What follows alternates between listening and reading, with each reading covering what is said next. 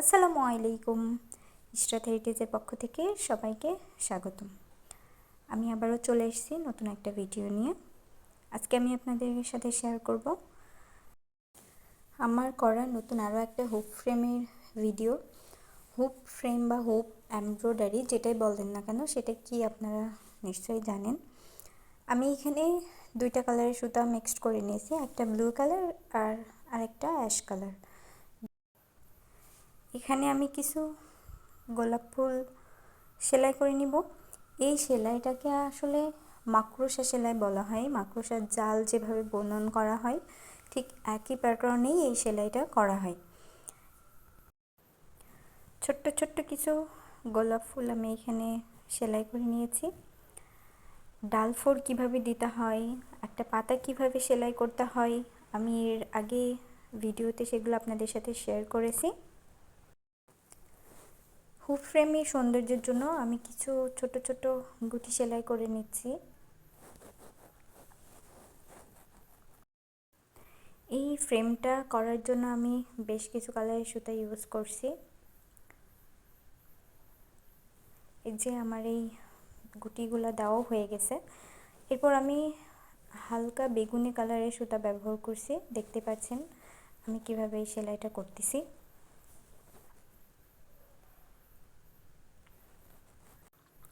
আমি এর আগে অনেকবার বলেছি, সেলাইয়ের নাম জেনে আমি কোনো সেলাই করি না।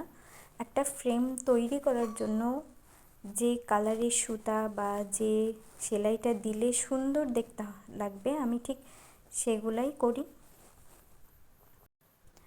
ক্যালেন্ডার শেপ করার জন্য আমি এখানে যে মাসটা লিখব তার জন্য একটা আউটলাইন করে নিচ্ছি। প্রথমেই ডাল ফুট দিয়েছি, তার ভেতর দিয়ে আরেকটু ডিপ কালারের সুতা ব্যবহার করছি। এটা অনেকটা দড়ি পাকানোর মতন আর কি।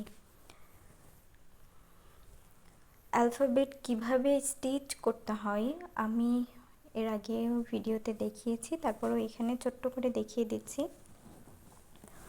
একটা অ্যালফাবেট স্টিচ করার জন্য যত ছোট ছোট সেলাই ব্যবহার করবেন লেখাগুলো তত বেশি সুন্দর হবে।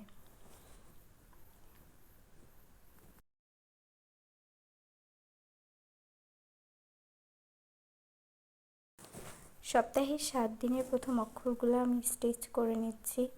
সানডের এস, মানডের এম, এভাবে প্রত্যেকটাই আমি স্টিচ করে নিচ্ছি। দেখুন প্রত্যেকটা ফোর কত ক্লোজে আছে, যার কারণে লেখাগুলোও স্পষ্ট এবং সুন্দর হয়েছে। একই সেলাই বা একই প্যাটার্নে আমি সংখ্যাগুলোও স্টিচ করে নিয়েছি। অ্যানিভার্সারির ডেটটা ছিল 24। বিয়ের ডেটটা হাইলাইট করার জন্যই আমি এখানে হার্ট শেপ করে নিচ্ছি।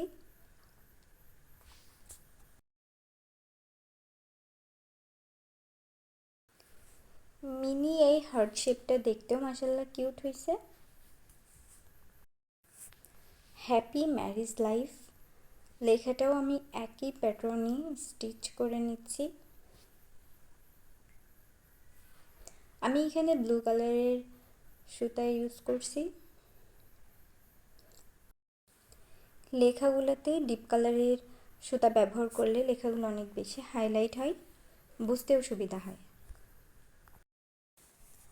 বর এবং কনের নাম দুইটা আমি দুইটা হার্ট শেপের মধ্যে রেখেছি। প্রথমে লাইট পিঙ্ক কালার দিয়ে আমি এটাকে ডাল ফুট দিয়ে নিচ্ছি।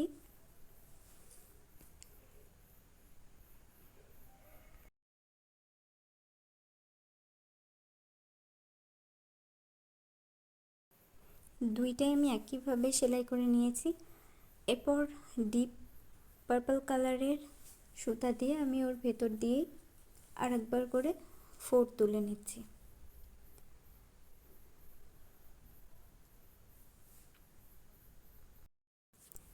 একটা লাইট কালার এবং একটা ডিপ কালারের সুতা ইউজ করার কারণে এখানে শেপ দুইটা খুব সুন্দরভাবে বোঝা যাচ্ছে।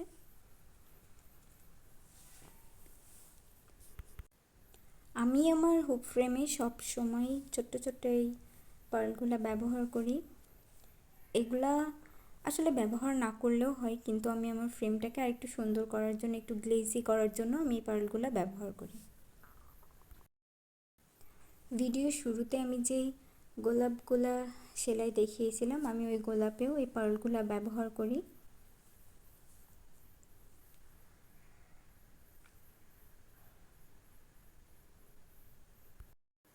এগুলো আসলে ব্যবহার করা না করা সম্পূর্ণই নিজের কাছে। ভিডিও শুরুতে আমি দেখিয়েছিলাম দুটা ভিন্ন কালারের সুতা ব্যবহার করে আমি গোলাপগুলা সেলাই করছি, কিন্তু সেটা আমার কাছে দেখতে ভালো না লাগে, আমি ওটা খুলে আবার সেম কালারের সুতা ব্যবহার করছি। এই যে এই হাফ পার্লগুলো আমি ফ্রেমের চারিপাশে B7000 গ্লু দিয়ে একটা একটা করে অ্যাটাচ করে দিই। এখানে লেসও ব্যবহার করা যায়। আমার ফ্রেমের কাজ প্রায় শেষের দিকে। এই যে এটা হচ্ছে তার ফাইনাল লুক।